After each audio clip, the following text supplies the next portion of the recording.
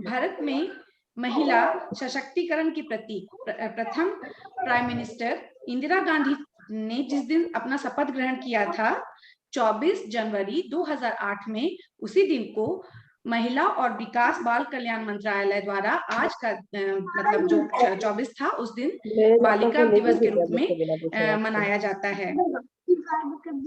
सारा कर दिया, बस एक रहना। इसमें हम बालिका दिवस में क्या क्या चीज पे वो बताती हूँ मैं।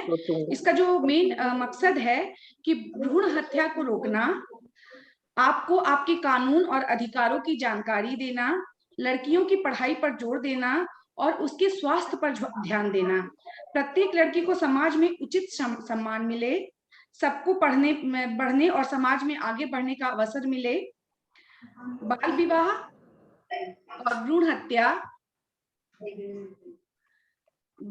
और भ्रूण हत्या पर रोक लगाई जा सके, स्त्री और पुरुष सभी को इस लड़ाई में खुलकर महिलाओं और लड़कियों के लिए साथ देना चाहिए। ये सारे जो पॉइंट्स जिसके लिए ये आज का दिवस डेडिकेट किया गया था, तो आज हम इसमें से जो कानूनी अधिकार जो महिलाओं के लिए है उस पर आज हमारा फोकस है और आज हम उसी पर अपना बात करेंगे। स्त्री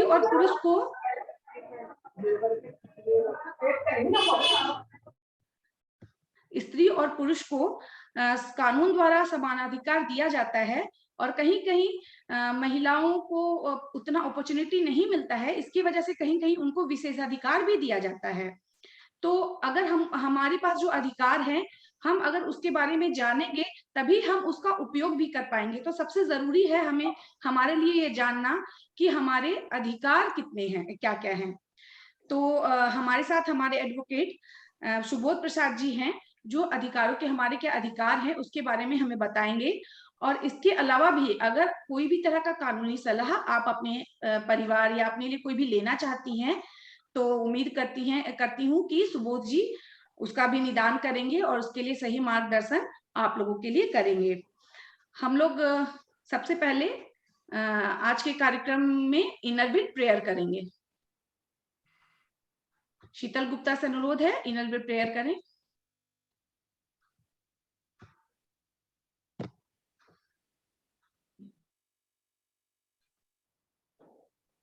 धन्यवाद तृप्ति भाभी।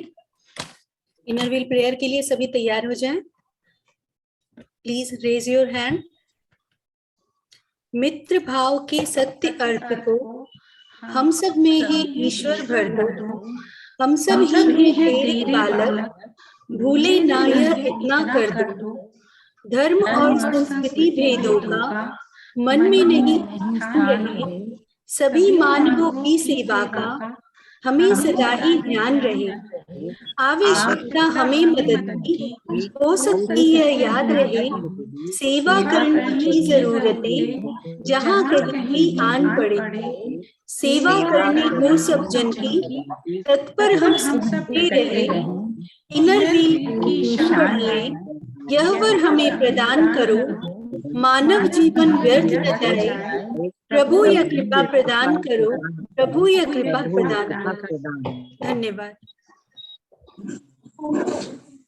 थैंक यू शीतल। मैं आज का कार्यक्रम शुरू करूं इसके पहले कुछ लड़कियां जो आज हमारे साथ जुड़ी हैं या महिलाएं जुड़ी हैं, उन लोगों को मैं थोड़ा सा इनर व्हील क्या है उसके बारे में जानकारी बताना चाहूंगी कि इनर व्हील क्या है, क्योंकि लोग जानते नहीं है कि इनर व्हील क्या है और अपना कंसेप्शन लोग बना रहे हैं कि क्या है क्या नहीं है। तो मैं हमारे साथ सीमा भदानी है, पीपी सीमा भदानी, जो हमारे क्लब की पास्ट प्रेसिडेंट है, वो हमें इनर व्हील की जानकारी देंगी कि इनर व्हील क्या है।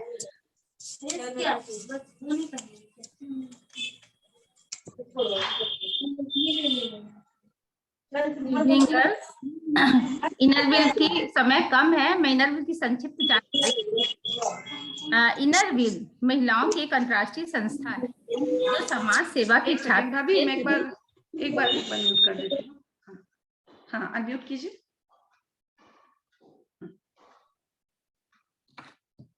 इनर व्हील महिलाओं की एक अंतर्राष्ट्रीय संस्था है जो समाज सेवा के क्षेत्र में सक्रिय रूप से कार्यरत है। इस संस्था की स्थापना 1924 में इंग्लैंड के मैनचेस्टर में मार्गरेट गोल्डिंग द्वारा की गई है। मतलब 2 साल बाद हम 100वां इनरव्हील डे मनाएंगे। 100 इयर्स का सेलिब्रेशन है।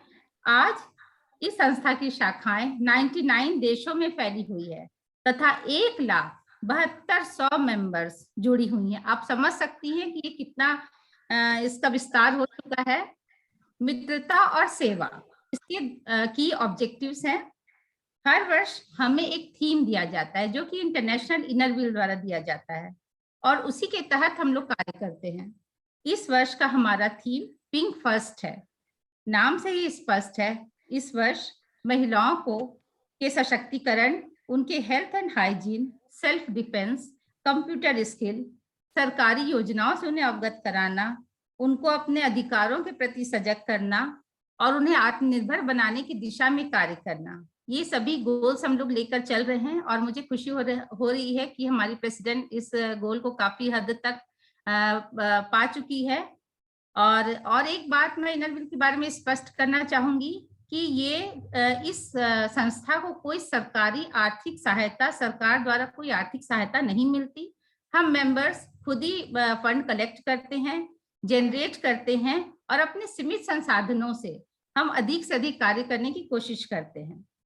पैंडेमिक समय में हम ज्यादा काम नहीं कर पा रहे हैं, तो जूम के माध्यम से वेबिनार करके हम तरह तरह के अनेक विषयों पर काम आप लोगों को जानकारी देने की कोशिश कर रहे हैं। और मैं रिक्वेस्ट करती हूँ कि आप लोग इससे जुड़िए और अधिक से अधिक लोग लाभान्वित होइए। और अगर आपको इनरव्हील के बारे में ज्यादा जानकारी और विस्तृत जानकारी चाहिए तो www.innerwheelindia में आपको और अच्छे से इसकी जानकारी मिलेगी। धन्यवाद।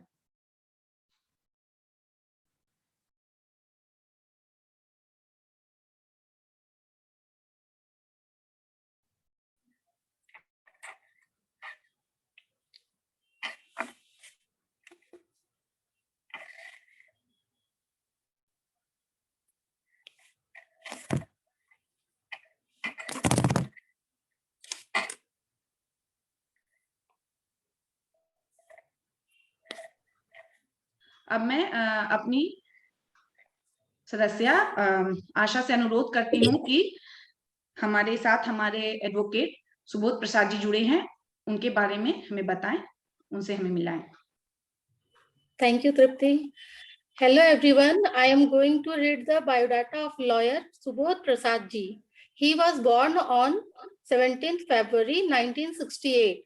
He did his 10th from CBSE, New Delhi. He did BA MSc Law from Magad University, Bodh Gaya. He did NET from lectureship conducted by UGC. He did a special course of cybercrime prosecution and defense from Pune. He has been practicing at Civil Court Gaya since 1996. He has also conducted numerous cases in the Supreme Court of India, high courts and several district courts across different states such as Bihar, Jharkhand, Madhya Pradesh, Maharashtra, West Bengal, and Odisha. He did key cases conducted under criminal law, civil law, consumer law, labor law, matrimonial law.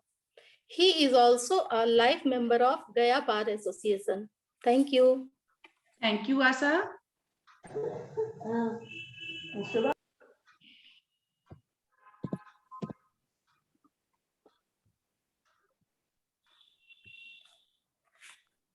नमस्ते, welcome Subodh जी।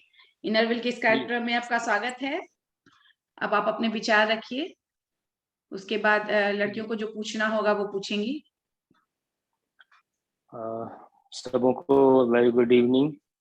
और मैं इस बात के लिए आप सबों को धन्यवाद देता हूँ, विशेषकर तृप्ति जी को, उन्होंने एक ऐसे कार्यक्रम में मुझे आमंत्रित किया जो हमारे देश और समाज के भविष्य से संबंध रखता है।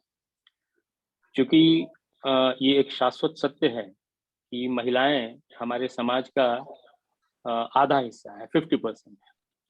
तो जो समाज अपने 50% को इग्नोर करके चलता है वो समाज कभी विकसित नहीं हो सकता है, कभी आगे नहीं बढ़ सकता है। और ये बात हमारी संस्कृति में बहुत पहले से हमारे मनीषियों ने, हमारे पूर्वजों ने इस बात को समझा था, और इसीलिए एक बहुत प्रचलित कहावत है, यत्र नार्यस्तु पूज्यन्ते रमन्ते तत्र देवता, अर्थात जहाँ नारी की पूजा होती है वहाँ देवताओं का वास होता है। सांस्कृतिक रूप से अगर हम चर्चा करें तो भारतीय संस्कृति में नारी शक्ति को हमेशा एक उच्च स्थान दिया गया है, उन्हें मातृशक्ति के रूप में पूजा जाता है। लेकिन जैसे जैसे समय बीतता गया, सामाजिक परिस्थितियां बदलती चली गईं, कुछ सभ्यताओं का हमारी सभ्यता के ऊपर कुछ बाहरी लोगों का आक्रमण हुआ, गुलामी की प्रथा हुई, हमारा देश कई वर्षों तक, कई सदियों तक गुलाम रहा। इसके कारण धीरे धीरे एक सामाजिक सोच में बहुत परिवर्तन आया और नारियां धीरे धीरे उपेक्षा के शिकार बनती चली गई, जिसका खामियाजा निश्चित रूप से हमारे देश को भी भुगतना पड़ा।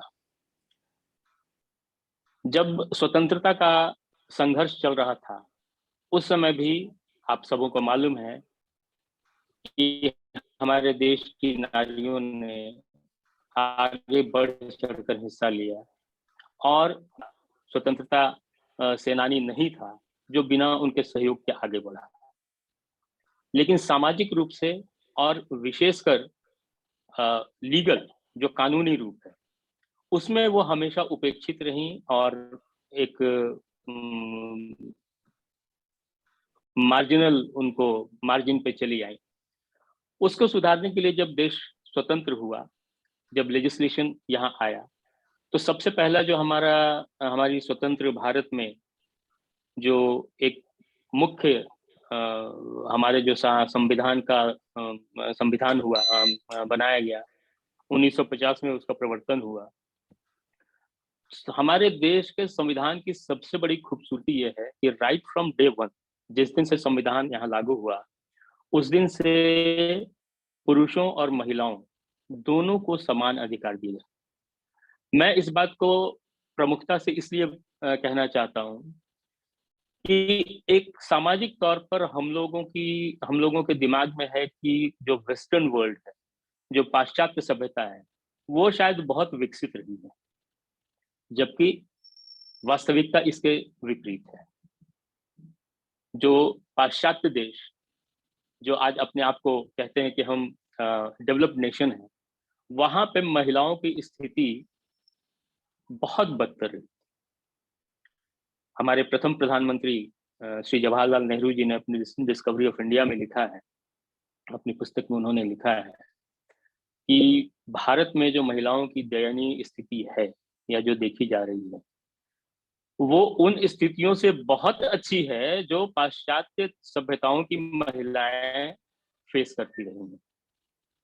उनको इक्वल वोटिंग राइट्स, आप जान के इस बात को आपको आश्चर्य होगा कि यूनाइटेड स्टेट ऑफ अमेरिका और यूनाइटेड किंगडम, इंग्लैंड जैसे देशों में महिलाओं को वोटिंग का अधिकार बहुत बाद में जाकर के मिला। खैर, भारत की जो बात हम लोग करते हैं, हम अपने देश की महिलाओं की बात करते हैं कि यहाँ उनको क्या अधिकार है।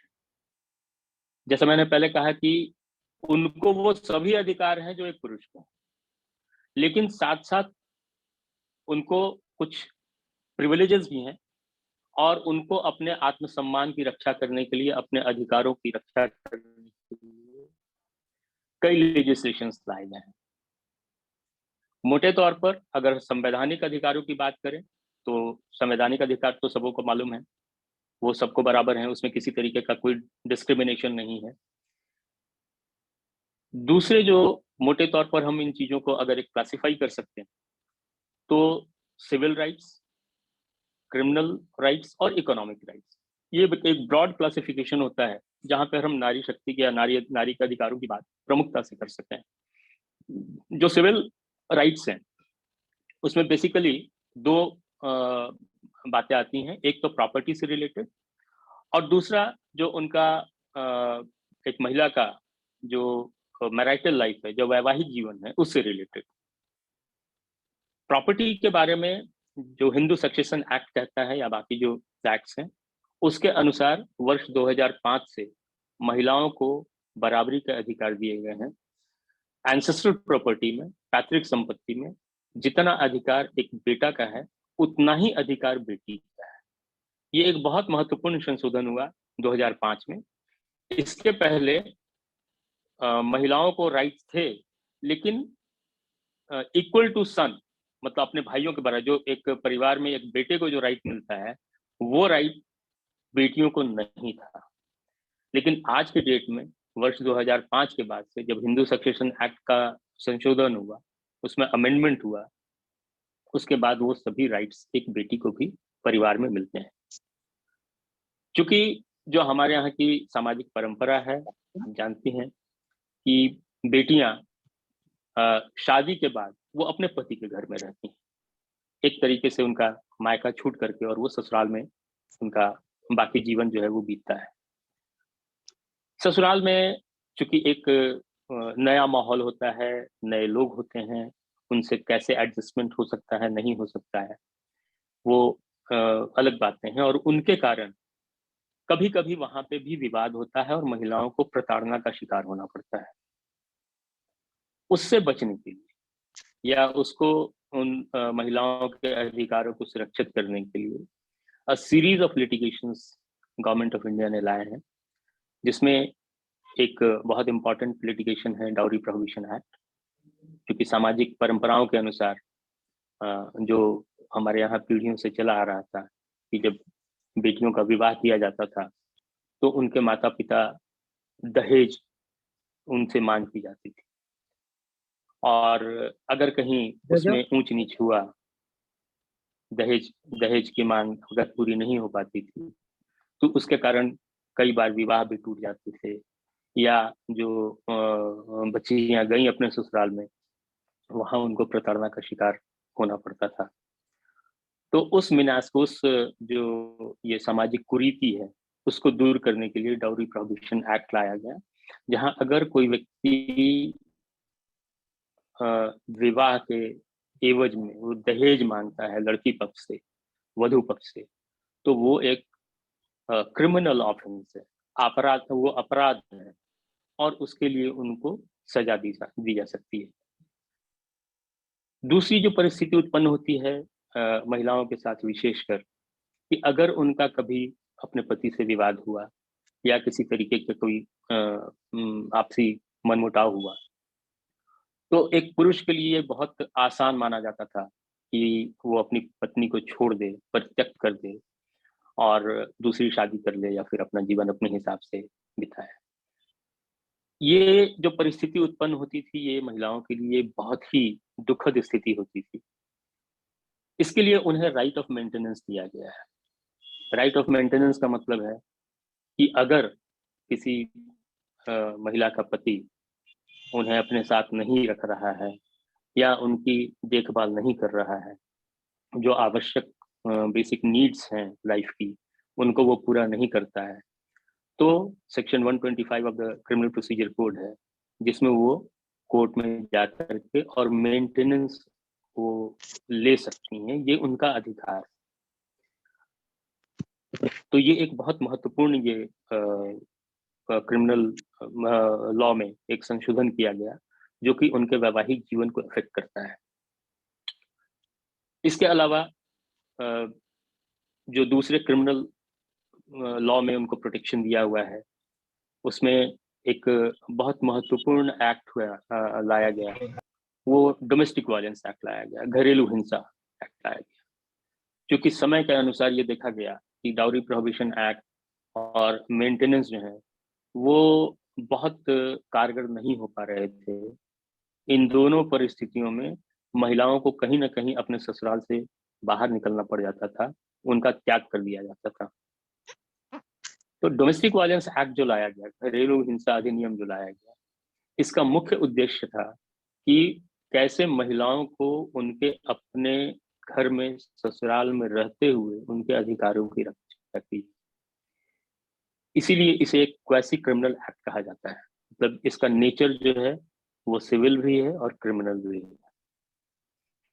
इसमें जो डिफरेंट उसके सेक्शंस हैं, उसके अनुसार अगर किसी महिला के साथ घर में उनकी हिंसा की जाती है तो उनको मेंटेनेंस का अधिकार मिलेगा, रेजिडेंस का ऑर्डर मिलेगा। रेजिडेंस का ऑर्डर इतना इम्पोर्टेंट है और इतना महत्वपूर्ण है ये कि अगर वो महिला चाहती हैं कि हम अपने ससुराल में रहें, तो कोर्ट ये आदेश देता है कि आप अपने ससुराल में रहिए और वहां आपको पूर्ण सुरक्षा दी जाएगी।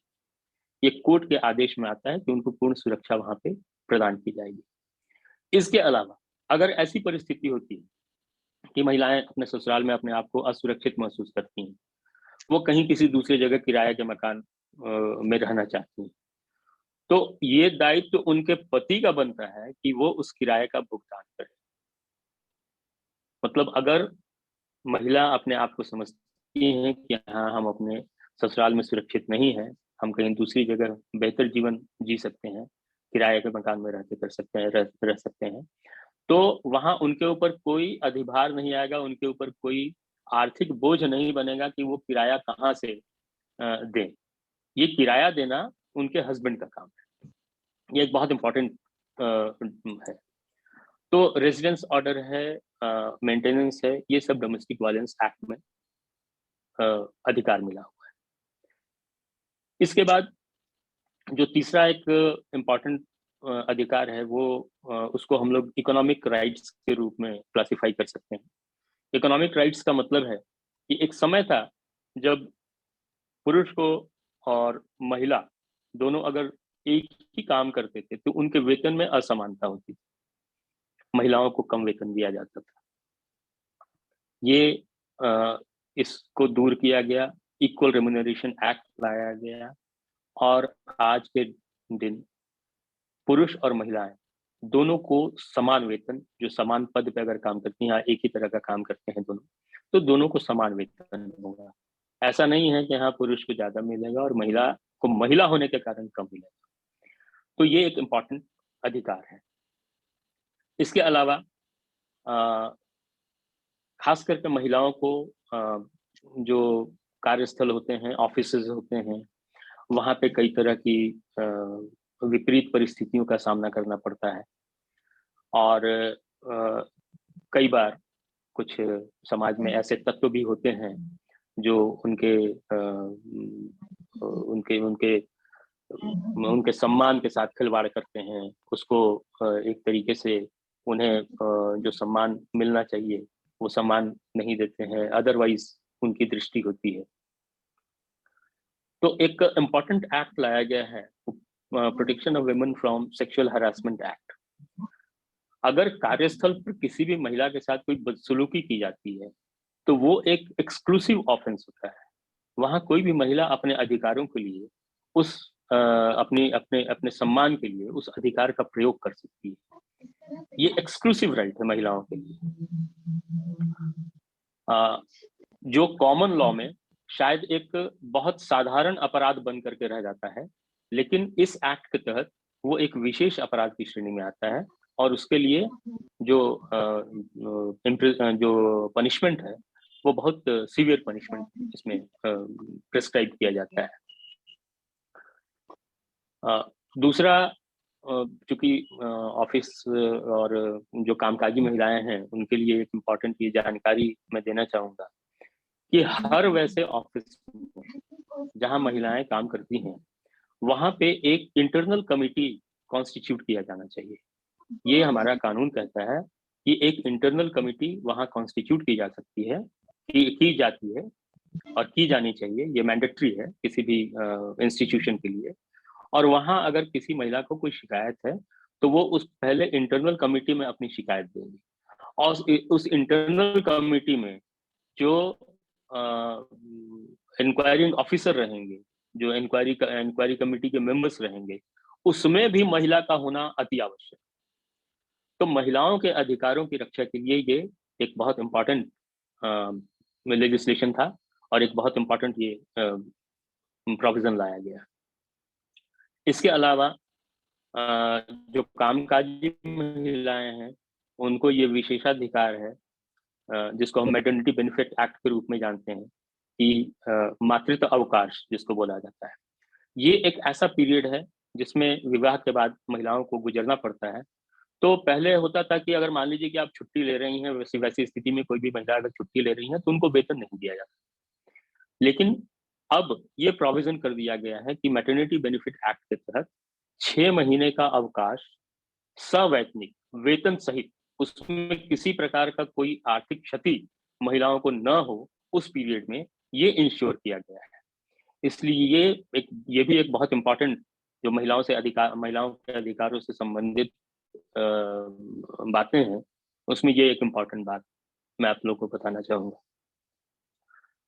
इसके अलावा स्पेशल लीव की भी का भी प्रोविजन है महिलाओं के लिए, ताकि वो अपने तन को स्वस्थ रखते हुए और काम कर सकें। ये कुछ इकोनॉमिक एस्पेक्ट्स जो हैं, जहाँ पे इकोनॉमिक राइट्स की बात है, वो मैंने आपको बताई। इसके अलावा जो मेजर आज के डेट में हम देखते हैं सोशल मीडिया के माध्यम से या टीवी के माध्यम से, सब लोगों को इस बात का पता है, संचार माध्यमों से, कि महिलाओं के प्रति जो अत्याचार है, स्पेशली जो फिजिकल अब्यूजेस हैं, वो काफी बढ़ गए हैं। लेकिन उसके लिए दिन प्रतिदिन गवर्नमेंट उसके लिए बहुत स्ट्रिंजेंट मेजर्स ला रही है कि कोई भी अपराध अगर महिलाओं के प्रति होता है तो उसके लिए सख्त से सख्त सजा दी। और इसके लिए कई एक्ट्स हैं। Indecent representation of women prohibition act है, जिसमें किसी भी प्रकार महिलाओं का एडवर्टीजमेंट में या और किसी में उनके प्रति या उनकी जो फोटोज हैं वो उनके साथ दिखानी चाहिए। अगर कोई भी व्यक्ति एक जिसको हम साधारण भाषा में बोलते हैं कि उनका सम्मान भंग करने के लिए, लज्जा भंग करने की दृष्टि से अगर उनका फोटो जो है वो प्रदर्शित करता है या एडवर्टीजमेंट वगैरह करता है तो वो एक अपराध है। तो ये भी महिलाओं को एक विशेष अधिकार मिला हुआ है कि वो अपने सम्मान की रक्षा के लिए किसी प्रकार का उनके फोटोज का या और किसी चीज का दुरुपयोग नहीं हो।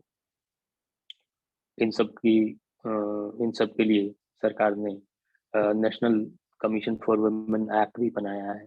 हम भी जानते हैं, आप लोग सब लोग जानते होंगे आज के डेट में कि जो वुमेन कमीशन है वो एक बहुत ही सशक्त संस्था के रूप में उभर करके सामने आ रहा है।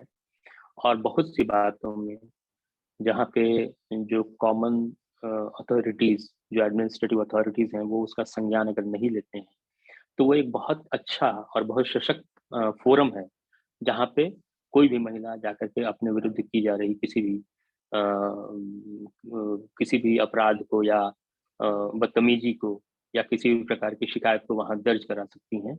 और वुमेन कमीशन जो है वो सेंट्रल लेवल पे भी है, स्टेट लेवल पे भी है और डिस्ट्रिक्ट लेवल पे भी। हमारे यहाँ गया में भी, क्योंकि मैं गया से ताल्लुक रखता हूँ, तो यहाँ भी विशेष महिला कोषांग बना हुआ है। वहाँ पे उन बातों का संज्ञान लेकर के और त्वरित रूप से उसका निवारण किया जाता है। मेरे समझ से ये एक ओवरव्यू मैंने अपनी तरफ से दिया जिसमें महिलाओं के अधिकारों के बारे में बात नहीं जी। आपने तो बहुत अच्छे से सब कुछ एकदम क्लियर शब्दों में बताया है सुबोध जी। एक चीज मैं ये जानना चाहती हूँ कि जैसे महिलाएं अगर घर में प्रताड़ित होती हैं तो अगर पुलिस स्टेशन नहीं जाना चाहती तो आप क्या बता रहे थे कि कुछ बता रहे थे? महिला आयोग। तो उसका कोई कांटेक्ट नंबर या एड्रेस गया की महिलाओं के लिए या गया में जो देख रही हैं आज उनके लिए अगर आप कुछ बता दें तो उससे लाभान्वित होंगी। बिल्कुल। गया में कलेक्ट्रेट जहाँ है वहीं पे एक विशेष महिला कोषांग है।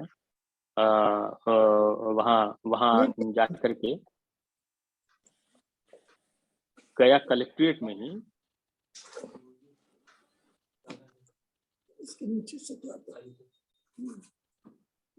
गया कलेक्ट्रेट में वो महिला कोषांग है। वहाँ पे वो उसको महिला हेल्पलाइन के रूप में जाना जाता है, महिला हेल्पलाइन लोग कहते हैं। अच्छा। तो वहाँ जाकर के किसी भी प्रकार से आप अपनी शिकायत जो है वहाँ दर्ज करा सकती हैं, एक आवेदन दे सकती हैं, आवेदन दे करके। और वहाँ से जो अभी वहाँ का प्रोसीजर है वो इमीडिएटली वहां से नोटिस इशू होती है और उसके बाद उन लोगों को जिनके खिलाफ आप शिकायत करना चाहती हैं उनको वहां बुला करके और वहां उस शिकायत का निवारण करने की कोशिश की जाती है। अच्छा, थैंक यू। गर्ल्स या यहाँ आज जो भी हैं वो कुछ अगर पूछना चाहते हैं सुबोध जी से तो पूछिए। किसी को कुछ जाना या पूछना है सुबोध जी से?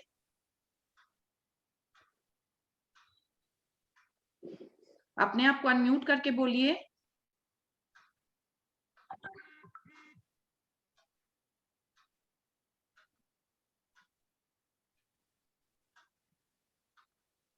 हैंग कर गया क्या? नहीं चल रहा।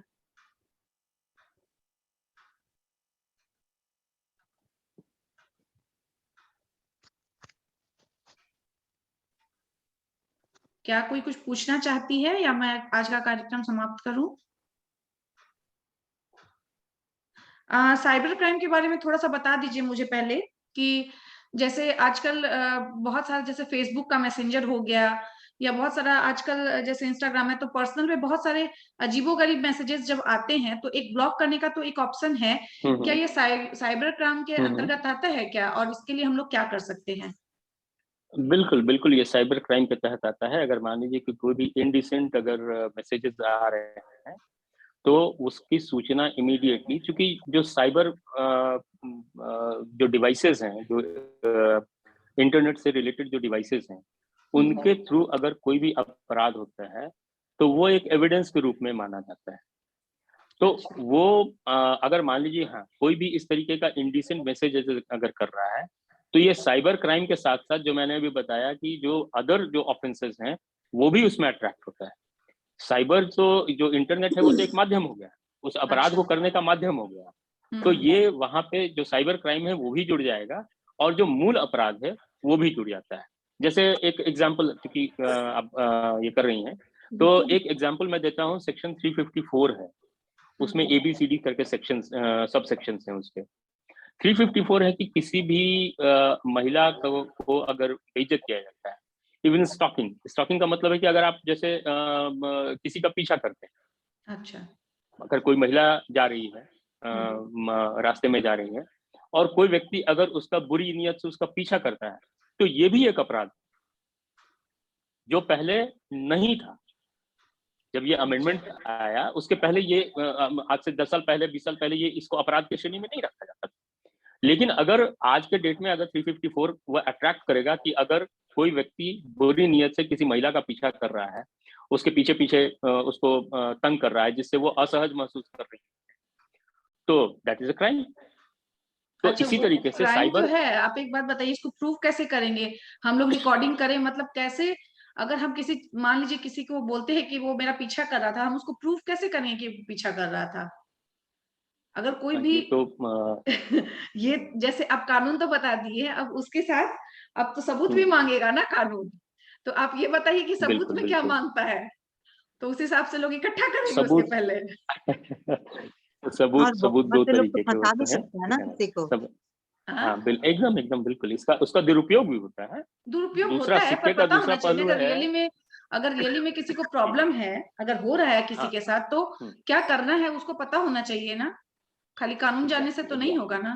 नहीं नहीं नहीं नहीं, बिल्कुल बिल्कुल। मैं 2 मिनट समय दीजिए, मैं बता देता हूँ। अगर कभी भी किसी महिला के साथ इस तरीके की घटनाएं होती हैं तो वो एब्रप्टली नहीं होती, ठीक है। खास करके जो पीछा करने वाली बात है या तंग करने की बात है या उनको उनका लज्जा भंग करने का जो है, तो ये एक सीरीज में चलता है। जैसे ही अगर किसी महिला को ये आभास होता है कि हाँ उनका पीछा किया जा रहा है या उनके साथ किसी तरीके का कोई भी अपराध करने की मंशा कोई व्यक्ति रख रहा है, तो सबूत की जो आपने बात की, सबूत 2 तरीके के होते हैं। एक ओरल एविडेंस बोला जाता है सॉरी, और एक डॉक्यूमेंट्री एविडेंस बोला जाता है।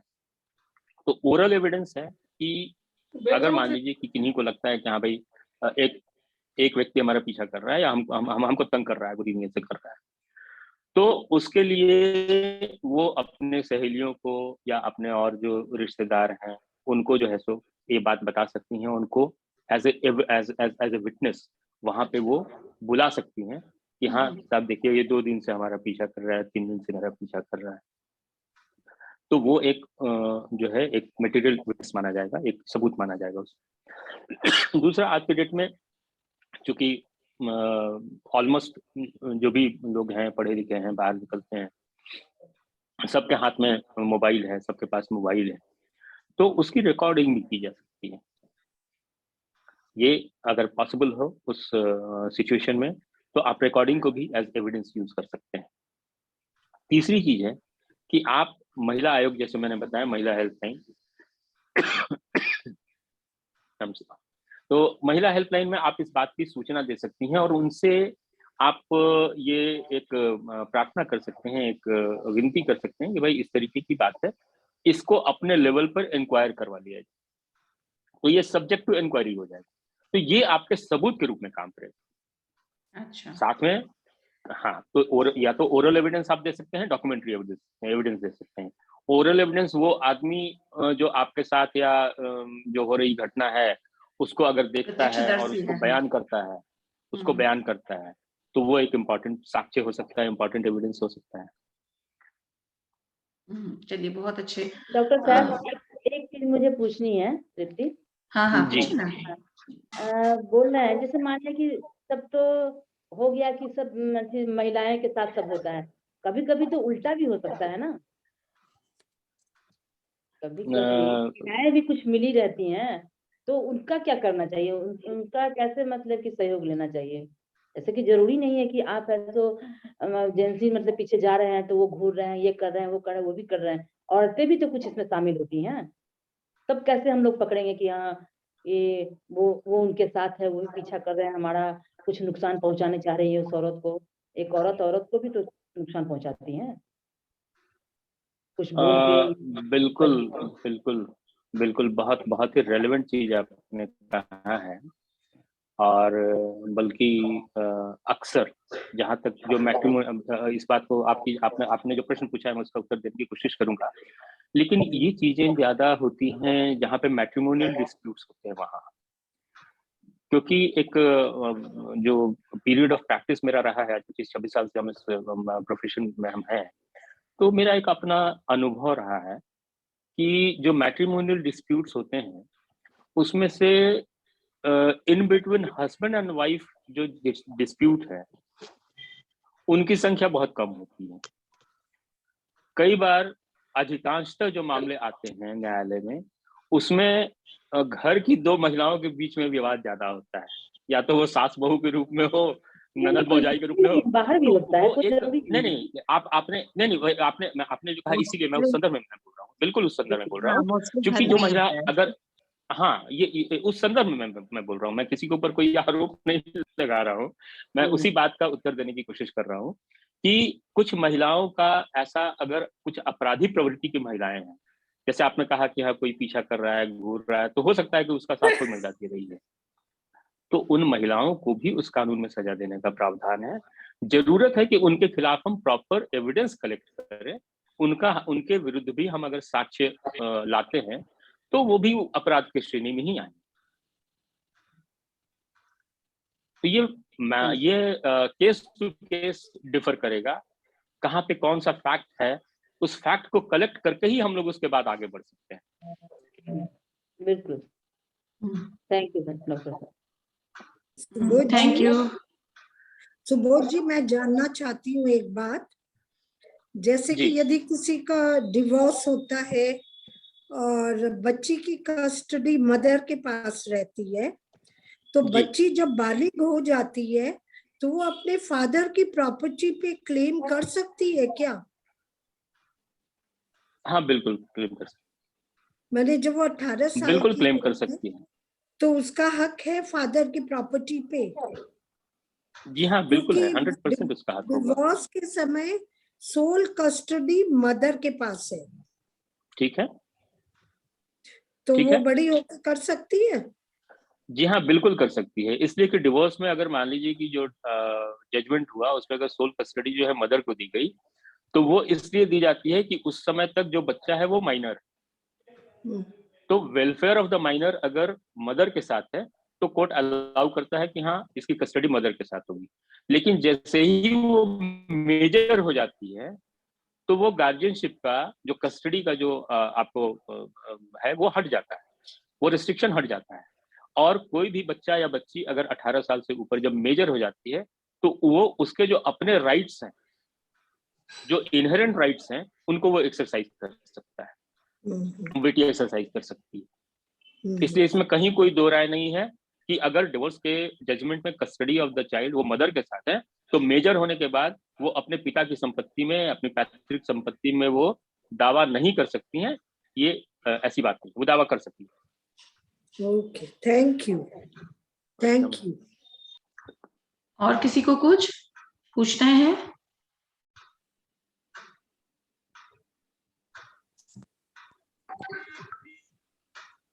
हेलो, बोलो। हेलो। हाँ बोलो बोलो, नाम बताना पहले अपना। प्राची प्रियदर्शनी फ्रॉम गौतम बुद्धा महिला कॉलेज गया। हेलो। हाँ बोलो बोलो, आवाज आ रही है? हाँ हाँ आवाज आ रही है। नाम अपना एक बार प्लीज रिपीट। प्राची प्रियदर्शनी, गौतम बुद्धा महिला कॉलेज। हाँ बोलिए साक्षी। प्राची। प्राची। प्राची, ओ सॉरी प्राची, ओके। आवाज पूरी क्लियर नहीं आ रही थी। हाँ मेरा नेटवर्क इशू है। मुझे पूछना है कि अगर कोई बार बार आपको कॉल करे या व्हाट्सएप मैसेज करे तो क्या करना चाहिए? आप इसकी शिकायत जो है आप पुलिस में भी कर सकती हैं, जैसा अभी मैंने आपको बताया कि इसकी शिकायत आप महिला हेल्पलाइन में भी कर सकती हैं। और ये अगर आपको कोई तंग कर रहा है व्हाट्सएप मैसेज करके तो व्हाट्सएप मैसेज का आप प्रिंट आउट ले सकती हैं, वो एविडेंस के रूप में काम करेगा। कॉल अगर कर रहा है तो कॉल को आप रिकॉर्ड कर सकती हैं। व्हाट्सएप कॉल यूजुअली रिकॉर्ड नहीं होते हैं, लेकिन उसका एक तरीका मैं बताता हूँ कि ये एक लोगों के एक सेकंड, हाँ नंबर तो ब्लॉक कर दीजिए, वो नहीं, एक वो तो नंबर आप ब्लॉक कर सकती हैं, लेकिन प्रॉब्लम ये होता है वो दूसरे नंबर से कॉल करेगा। वो दूसरे नंबर से कॉल करेगा, तो वो कोई परमानेंट सॉल्यूशन नहीं है, वो एक टेम्परेरी है कि हाँ भैया एक नंबर से अगर आपको कॉल लगातार आ रहा है तो आप इसको ब्लॉक कर दीजिए, लेकिन वो परमानेंट सॉल्यूशन नहीं है। वो अगर आपको तंग करने की मंशा रखता है तो दूसरे नंबर से करेगा, तीसरे नंबर से करेगा, कितना नंबर ब्लॉक कीजिएगा। तो उसमें आप जो व्हाट्सएप मैसेजेस हैं या व्हाट्सएप कॉल अगर आता है तो व्हाट्सएप कॉल, चूंकि कई लोग ये करते हैं कि चूंकि कॉल रिकॉर्डिंग जो है व्हाट्सएप कॉल की नहीं होती है, लेकिन अगर इस तरीके का कोई भी कॉल आता है, वो आपको तंग कर रहा है और आप उसको आप एक एविडेंस के रूप में आप उसको इस्तेमाल करना चाहती हैं, तो उस व्हाट्सएप कॉल को आप स्पीकर पे डाल दीजिए और दूसरे फोन में उसको रिकॉर्ड कर दीजिए। तो ये एविडेंस के रूप में आप उसको यूज कर सकती हैं। और उसके बाद इन चीजों की जानकारी जो है या तो पुलिस स्टेशन में, थाने में जाकर के आप शिकायत कर सकती हैं। अगर पुलिस स्टेशन आप नहीं जाना चाहती हैं, आप महिला हेल्पलाइन में चले जाइए, वहां जाकर के इस बात की शिकायत कीजिए।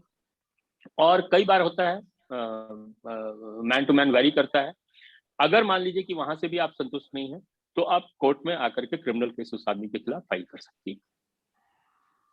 ये 3 ऑप्शंस आपके पास है। एक और क्वेश्चन पूछना है। जी बोलिए। आजकल होता है ना कि मैसेज आता है या कॉल आता है कि आप ये जीत चुके हैं, आप इस लिंक पे क्लिक करें, लेकिन वो होता क्या है कि हमारे पेटीएम या अकाउंट से पैसे कुल हो जाता है, तो उस टाइम क्या करना चाहिए? देखिए 2 चीजें हैं, जब भी आप किसी को तो अपना जो पासवर्ड है और ओटीपी अगर आता है तो वो किसी के साथ शेयर नहीं करना चाहिए। ये तो प्रिकॉशनरी मेजर है। जाता है ना। इस संबंध में हालांकि देखिए ये कॉमन प्रॉब्लम है, ये केवल महिलाओं से रिलेटेड नहीं है, कॉमन प्रॉब्लम है, फिर भी मैं इसका जवाब दे देता हूँ आपको।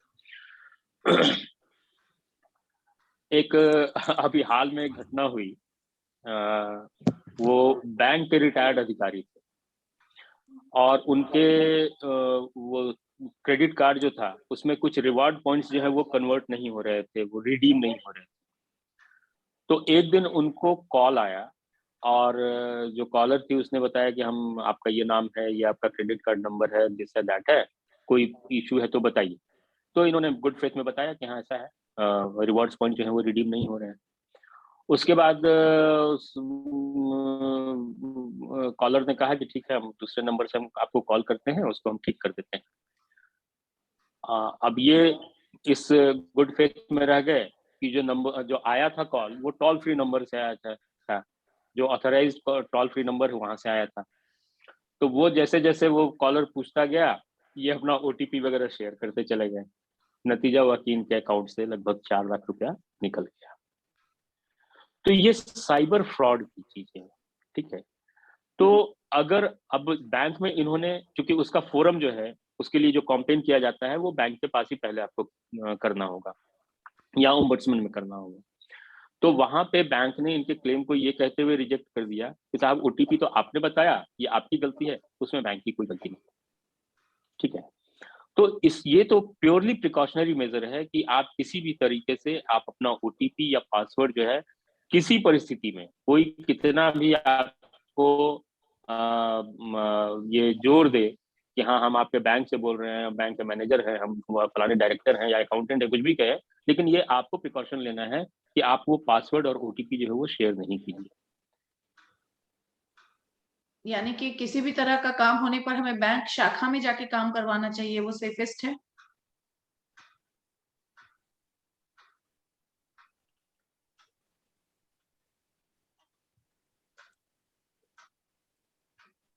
आप अगर मान लीजिए आप मोबाइल बैंकिंग अगर कर रही हैं या इंटरनेट बैंकिंग कर रही हैं तो आपका पासवर्ड है वो आप अपने डिवाइस पे उसको कीजिए, लेकिन नहीं वो तो ठीक है, वो तो ठीक है, आप जाइए तो कोई भी नहीं उसमें तो जो अगर आप इंटरनेट बैंकिंग करते हैं उसका तो सारा कुछ आपके मोबाइल में ही पासवर्ड आता है, आपको फिल उसके साइट पे करना पड़ता है, मतलब जो रहता है उसी पे, वो किसी को देना नहीं रहता, पर्सनली किसी को तो देना नहीं रहता, वो तो सिर्फ फिल करना रहता है आपका मोबाइल। बिल्कुल, उसमें तो कोई इशू भी नहीं है, वो रिस्क तो नहीं है उसमें। लेकिन ये जो मैसेज की बात की, हाँ जो बाहर से मैसेजेस आते हैं, जो अनआइडेंटिफाइड सोर्सेज से मैसेजेस आ रहे हैं या कॉल्स आ रहे हैं, तो वहां पे भूल करके भी अपना ओटीपी या पासवर्ड आपको शेयर नहीं करना है। हाँ हाँ हाँ, और मैं बहुत सारे लोगों को जानती हूँ जो इस तरह की चीजों में फंसे हैं, उसमें से एक मैं भी हूँ उसमें से एक मैं भी हूँ पर मैं बच गई कि मेरे पैसे नहीं गए। क्रेडिट कार्ड नया क्रेडिट कार्ड इशू हुआ और उन्होंने कहा कि उसको एक्टिवेट करना है तो आप ये बता दो वो बता दो, मुझे लगा आज ही तो आया है तो शायद सही में आया होगा, पर जैसे ही मैंने कुछ क्वेश्चंस उनके ऐसे थे कि मुझे शक हो गया कि कुछ गड़बड़ी है, मैंने बताने के जस्ट बाद दौड़ के शाखा में जाके उस कार्ड को डीएक्टिवेट करवाया, ब्लॉक करा दिया, तो मेरे पैसे बाई चांस बच गए। और वो इस तरह से पूछते हैं कि सच में ये बहुत टफ होता है, पढ़े लिखे स्मार्ट लोगों के लिए भी बहुत टफ हो जाता है कभी कभी जज करना कि ये सही है, मतलब सच बोल रहा है या झूठ बोल रहा है। इस तरह की बहुत सारी चीजें मैं देखती हूँ क्योंकि मेरे पे बीती है। मैं कह सकती हूँ कि मैं जब सब कुछ हैंडल करती हूँ, नेट बैंकिंग में सब कुछ करती हूँ, मुझे पता है कि ऐसा होता है, ये भी मुझे पता है ऐसा होता है, पर चूंकि वो नया पहली बार आया था तो वो फंस गए। तो बाकी जो लोग उतना नहीं जानते हैं तो उनके लिए बहुत ही कॉमन है इस तरह की चीजों में फंस जाना। मतलब उसके बाद मुझे बहुत लोगों का, जब मैंने बैंक में बताया तो उन्होंने बहुत सारी कहानियां बताई कि इनके साथ भी हुआ, इनके साथ भी हुआ, बट इसमें यही है कि बहुत ऐसा होता है। अपना इसमें इसीलिए मैंने बताया कि चूंकि जब भी आप अगर बैंक के मैसेजेस वगैरह आते रहते हैं, आप लोग उसको ध्यान देते होंगे कि हर बैंक ये बार-बार ये इन्फॉर्म करता है और कॉशन देता है कि अपना पासवर्ड या ओटीपी आप किसी को शेयर नहीं करें। किसी को शेयर नहीं करें। तो उस बात को स्ट्रिक्टली फॉलो करना है, उस रूल को फॉलो करना है।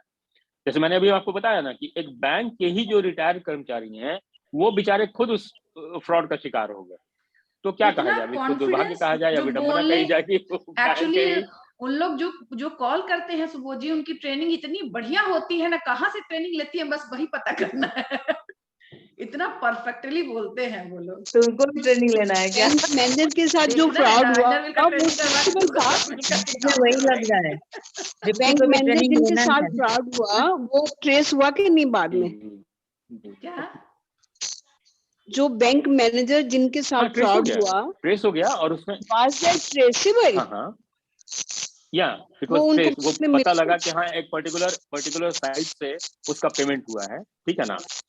और उसके बाद अभी हम लोगों ने कंज्यूमर फोरम में किया है, उसके लिए केस किया है, क्योंकि उसमें उनके साथ था क्या कि जो ऑथेंटिकेटेड टोल फ्री नंबर है उस नंबर से कॉल आया था। अच्छा। उसका उन्होंने स्क्रीनशॉट लेकर के प्रिजर्व किया हुआ है। तो ये वहां पे एक हम लोगों को एक पॉइंट मिला जिसके कारण हम लोग कंज्यूमर फोरम में लिटिगेशन में चले गए, और इसमें नेग्लिजेंस या deficiency in service on part of the bank जो है वो प्रूव हो जाने की संभावनाएं हैं, but it will take time. For the time being तो उनका पैसा चला गया। तो बैंक से उनको फिर पैसा नहीं मिला, मतलब ये फ्रॉड है ये पता चल गया, बट उनको पैसा वापस नहीं मिला अभी?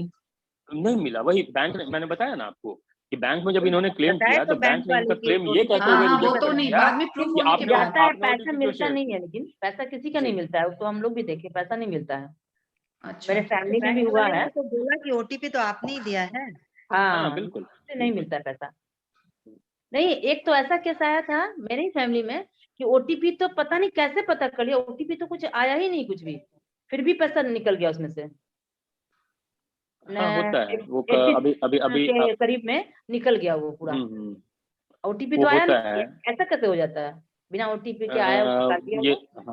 ये साइबर जो क्रिमिनल्स होते हैं ना, तो वो कई तरीके से, चूंकि उनका एक गैंग होता है।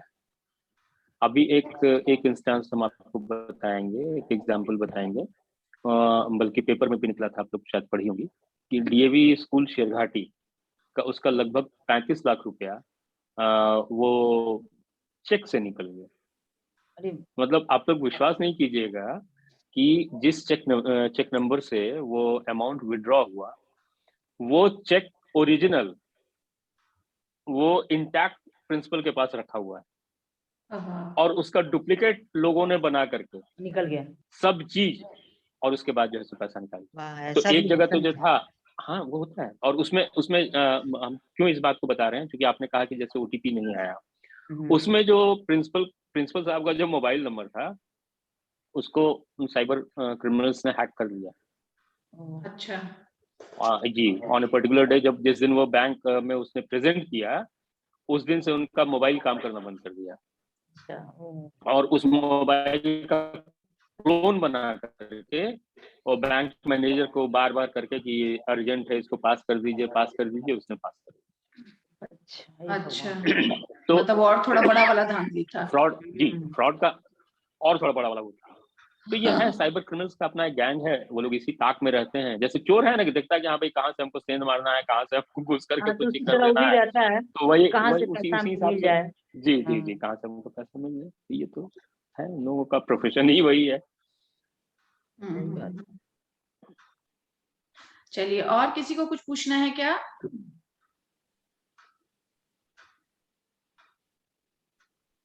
एक मैसेज आ रहा था तृप्ति जी, अच्छा, वुमेन हेल्पलाइन नंबर क्या है सर? अगर जी वुमेन हेल्प नंबर मेरे पास नहीं है, मेरे पास नहीं है। नेट पे होगा वो ना? गया नेट पे भी मेरे ख्याल से वो अवेलेबल नहीं है, ठीक है ना। अच्छा वहाँ पे परियोजना पदाधिकारी करके हैं, प्रोजेक्ट ऑफिसर हैं। अच्छा मैं उसका जो डीएम साहब का जो ऑफिस है ना कलेक्ट्रेट में, उससे उत्तर की तरफ जो है 2-3 रूम के बाद जो है वहाँ पे वो बैठती हैं। मेरे ख्याल से उनका नाम श्रीमती आरती कुमारी है। क्योंकि वहाँ पे एडवोकेट्स जो है वो अलाउड नहीं है, जो शिकायत करता है उनको खुद पर्सनली वहाँ जाना होता है। अच्छा, तो इसलिए हम लोग तो वहाँ जाते नहीं हैं, लेकिन वो एक बहुत अच्छा फोरम है किसी भी मैटर को जो है रिजॉल्व करने के लिए, महिलाओं से रिलेटेड जो मैटर है उसको रिजॉल्व करने के लिए बहुत अच्छा फोरम। मतलब हम लोग अपना शिकायत फोन पे कर सकते हैं या फिर हम लोग को जाके ही करना होगा? नहीं, जाना पड़ेगा, जाना पड़ेगा। अच्छा, तो फिर नंबर का कोई फायदा भी नहीं है? हाँ, नंबर का कोई फायदा भी नहीं है। नंबर का फायदा अगर आपको खुद जाके ही करना है, फोन जाने लगेंगे ना कि फिर परेशानी हो जाएगी उन्हीं लोगों को। हाँ, वो भी एक जाने लग जाएंगे। हाँ, तो इसलिए जो जेन्युइन क्लेम्स हैं, जहाँ पे जेन्युइन शिकायतें हैं, तो उन लोगों को वहाँ जाकर के आवेदन, वहाँ जाकर के वो अपना उनसे पूछती हैं, आश्वस्त होती हैं कि हाँ भाई जो कंप्लेंट है या जो शिकायत है वो कहाँ तक जेन्युइन है, तो उसके बाद वो अपना प्रोसीडिंग्स स्टार्ट करते हैं। ठीक है। और किसी को कुछ पूछना है तो पूछे, वरना हम लोग आज का कार्यक्रम समाप्त करते हैं। मैम मुझे ही पूछना। बोलो। आज ये ऑनलाइन शॉपिंग में, अगर ऑनलाइन शॉपिंग में कुछ प्रॉब्लम आ जाती है, कैसे पार्सल आप पेमेंट कर दीजिए और पार्सल आती नहीं है, क्या करना चाहिए? पार्सल डिलीवर नहीं होता है। नहीं, जैसे मान लीजिए हाँ कुछ खरीदा, पैसा पेमेंट कर दिया पहले, कैश ऑन डिलीवरी नहीं है, पेमेंट पहले कर दिया और आपका सामान नहीं आता है, तो आप क्या कर सकते हैं, ये पूछना चाह रही हैं। देखिए दो चीजें हैं इसमें फिर बात वही आ जाती है प्रिकॉशन की। सबसे पहले तो प्रिकॉशन लेना चाहिए कि आप जब भी ऑनलाइन शॉपिंग कर रहे हैं तो आप किसी ट्रस्टेड और वेरीफाइड साइट से कीजिए, सबसे पहला तो ये चीज, ठीक है। दूसरा जो प्रिकॉशन लेना चाहिए कि पेमेंट जो है वो आपको at the time of delivery होता है उसको आप प्रेफर कीजिए। लेकिन बहुत से ऐसे कैश ऑन डिलीवरी का जो है या पेमेंट ऑन डिलीवरी का जो ऑप्शन है उसको आप कीजिए, क्योंकि जब आपके दरवाजे पे वो बंदा लेकर के आर्टिकल आएगा उसके बाद अगर आपसे ऑनलाइन पेमेंट के लिए है तो वो जो लिंक भेजेगा वो उस पर आप कर सकती हैं, वो सेफ है, ठीक है। लेकिन कई बार ऐसा होता है कि लोग पहले कई साइट्स ऐसे हैं जहाँ पे पेमेंट जो है पहले दे दिया जाता है, तो आप उस साइट, अगर किसी ऐसे साइट से आप शॉपिंग कर रहे हैं तो उस साइट का आप डिस्क्रिप्शन देख लीजिए, नेट पे उसको सर्च कर लीजिए, उसका एड्रेस और उसके जो डायरेक्टर्स वगैरह हैं उनका अगर आपको पता लगता है तभी आप उससे शॉपिंग कीजिए। और वहां पे अगर फ्रॉड होता है तो आप उसके लिए आप कंज्यूमर फोरम में जा सकते हैं। अच्छा, जो कंज्यूमर फोरम है उसमें ऑनलाइन भी प्रावधान है क्या कुछ शिकायत करने का? कंज्यूमर फोरम ऑनलाइन नहीं, वहाँ ऑनलाइन नहीं है, वहाँ पे वो जाकर के वहाँ वो एप्लीकेशन डालना पड़ता है, ठीक है ना, पिटीशन डालना पड़ता है और वहाँ उसका स्लैब है। जैसे अगर मान लीजिए 5 लाख तक का अगर आपका कोई कंपनसेशन से रिलेटेड कोई केस अगर आप कर रहे हैं तो वो उसमें किसी तरीके का कोर्ट फीस नहीं लगता है। लेकिन 5 लाख से ऊपर होता है तो उसका स्लैब बना हुआ है 200 रुपया 10 लाख तक है, फिर उसके बाद उसी हिसाब से कोर्ट फी बढ़ता चला जाता है। और गया में जो डिस्ट्रिक्ट कंज्यूमर फोरम है वहाँ पे 1 करोड़ तक के मामले का आप कंप्लेंट फाइल कर सकते हैं। 1 करोड़ से अगर ज्यादा का मामला है, कंपनसेशन लेना है आपको, तो स्टेट कमीशन है पटना में, वो हर राज्य में है, स्टेट कमीशन में जा सकते हैं और उसके बाद उससे ऊपर नेशनल कमीशन है। तो ये कंज्यूमर फोरम कहाँ पे है? है कंज्यूमर फोरम। कंज्यूमर फोरम गया में आप विकास भवन आप लोगों ने देखा होगा, डीडीसी जो विकास भवन है स्टेट बैंक मेन ब्रांच के पास में। अच्छा, स्टेट बैंक के पास है, वहीं पे है। हाँ अच्छा। वहीं पे consumer forum state bank main branch के आसपास है ना? हाँ, स्टेट बैंक मेन ब्रांच के पीछे में। ठीक है, चलिए और किसी को कुछ पूछना है? Thank you sir. बोलो। Good evening everyone, myself Diksha from GM College. Sir मेरा क्वेश्चन ये था कि अगर हम कोई पोस्ट ग्रेजुएशन कर रहे हैं 3 इयर्स का और ये करते हुए हम किसी कॉम्पिटिटिव एग्जाम को फिलअप करते हैं तो फिर अगर हमारी नौकरी लग जाती है और फिर भी सर्टिफिकेट नहीं मिलता है कंप्लीशन का, तो फिर क्या स्टूडेंट राइट्स है हमारा जैसे कि मिल जाए? आवाज आपकी बहुत क्लियर नहीं थी, जो मुझे सुनाई दिया मुझे समझ में आया। आपने कहा कि अगर कोई कोर्स आप परस्यू कर रहे हैं, ठीक है ना, और वो आपने पास नहीं किया है, वो उसका मतलब फाइनल एग्जामिनेशन आपने नहीं दिया, सर्टिफिकेट नहीं मिला है ना, और इसी बीच में आपकी नौकरी उस क्वालिफिकेशन के आधार पे लग जाती है। Yes sir. हेलो, और इस बीच में आपको यूनिवर्सिटी से या कॉलेज से सर्टिफिकेट नहीं मिला है, तो आपके पास क्या रेमेडीज हैं, यही है ना? Yes sir. हाँ, ये देखिए, ये भी एक मामला जो है, ये भी जो कॉलेज है या यूनिवर्सिटी है, अगर वो विद इन टाइम वो आपको सर्टिफिकेट नहीं देती हैं तो ये भी कंज्यूमर फोरम के अंतर्गत ये मामला आता है। वहां पे अगर आपको जो भी क्षति हुई है, जो लॉस आपको हुआ है, वो उस पर्टिकुलर इंस्टीट्यूट को कंपनसेट करना पड़ेगा, ठीक है।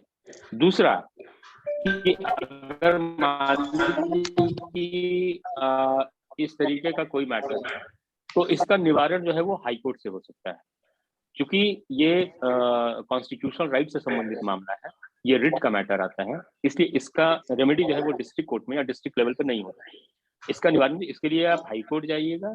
हाई कोर्ट जो है उसको एम्पल पावर है कि वो यूनिवर्सिटी को या जो आपकी अपॉइंटिंग अथॉरिटी है, अगर वो सरकारी इसमें अगर आपका होता है, अपॉइंटमेंट होता है या सिलेक्शन होता है, तो वो दोनों को आदेश दे सकती है कि इसमें क्योंकि इस कैंडिडेट की कोई गलती नहीं, जो डिफिशियंसी है, जो नेग्लिजेंस है, वो on part of the university या कॉलेज है, और साथ ही साथ इसकी विकैरियस लायबिलिटी जो अपॉइंटिंग अथॉरिटी है उनके ऊपर भी, क्योंकि अगर अपॉइंटिंग अथॉरिटी केवल एक इस रीजन से कि हाँ आपने सर्टिफिकेट इन फिजिकल फॉर्म आपने प्रस्तुत नहीं किया, क्योंकि ये तो है कि हाँ जो आपका आप क्वालिफाई कर गए हैं, उस एग्जाम को आपने पास कर लिया है, ये तो क्लियर है।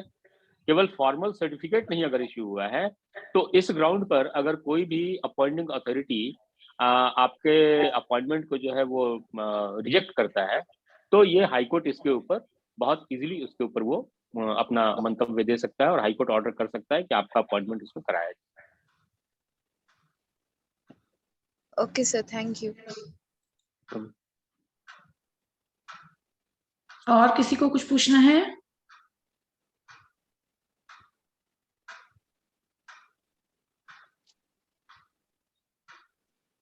मेरे ख्याल से जिसके मन में जो प्रश्न थे सभी ने पूछ लिए हैं सुबोध जी से। अगर किसी को और नहीं पूछना है तो एक बार हम लोग अब समाप्त करेंगे। तो मैं धन्यवाद देती हूँ सुबोध जी को, बहुत बहुत ही धन्यवाद।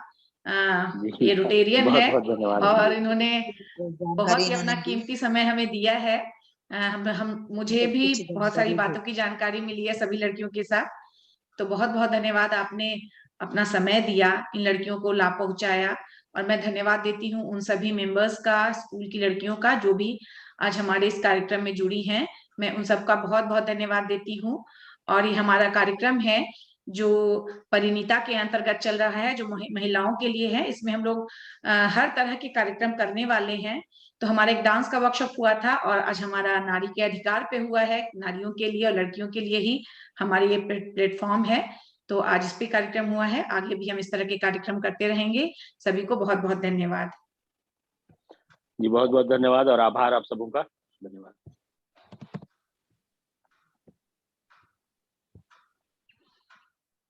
आशा करती हूँ आज का कार्यक्रम सबको अच्छा लगा होगा। अब हम लोग इस कार्यक्रम को समाप्त करते हैं। Thank you so much everyone. Bye bye.